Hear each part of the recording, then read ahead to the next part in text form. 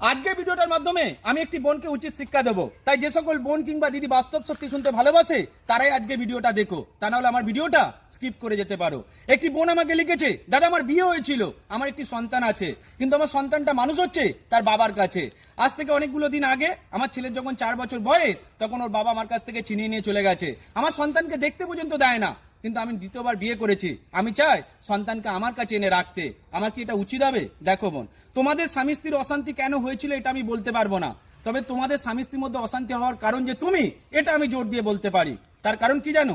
যেখানে তুমি নিজের জীবনটাকে সুন্দর করবে বলে 4 বছরের শিশু সন্তানটাকে ছেড়ে দিয়ে দ্বিতীয়বার বিয়ে করতে পেরেছো, সেখানে তোমার স্বামী একজন দক্ষ বাবা হিসাবে দুধের সন্তানটাকে এক হাতে মানুষ করছে।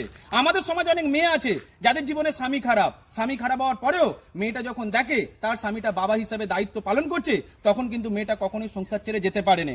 সুতরাং পুরুষ মানুষ মানেই খারাপ তা নয়। আমাদের সমাজে অনেক পুরুষ মানুষ আছে যারা স্বামী হিসাবে দায়িত্ব পালন করতে না পারলেও বাবা হিসাবে দায়িত্ব যথার্থভাবে পালন করে, তাদেরকে কিন্তু পুরুষ মানুষ হিসাবেই গণ্য করা হবে। তারাই প্রকৃত পুরুষ বলে আমি মনে করে থাকি। তবে তোমার কাছে একটা যুক্তি আমার, তুমি যদি চাও দ্বিতীয়বার বিয়ে করার পরে দ্বিতীয় স্বামীর কাছ থেকে 4টে সন্তান নিয়ে নাও।